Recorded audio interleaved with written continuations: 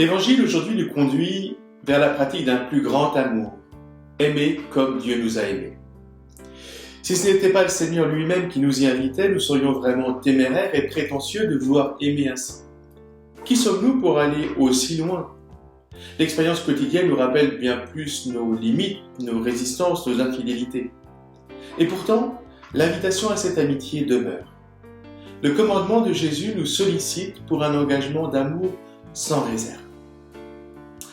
Nous vivons des rapports d'amitié entre nous, dans un équilibre qui est parfois difficile. Certaines amitiés sont pour nous source de fécondité, de joie, de confiance. D'autres, par contre, sont ambiguës, peuvent nous perdre, nous rendre captifs, nous isoler et parfois entraîner une certaine souffrance.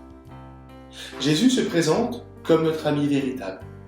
Il entre dans le champ de nos relations. Il demande à devenir notre meilleur ami pour que nous aimions plus et mieux. Nous le savons, nos amis ont certains droits sur nous. Jésus, lui, nous entraîne dans le royaume, dans la demeure du Père, où notre liberté et notre force d'aimer peuvent prendre toutes leurs dimensions. L'amitié du Seigneur a des conséquences, elle a ses conditions. Vous êtes mes amis si vous faites ce que je vous commande. Ce que je vous commande, c'est de vous aimer les uns les autres. Jésus nous propose donc une amitié ouverte, immense, qui déborde sur les autres. En Jésus, Dieu nous a regardés et nous a aimés infiniment. Son amitié nous établit dans un état de grâce pour que nous partions à sa suite. Il nous dit même que c'est là le seul chemin pour sauver nos vies et sauver le monde.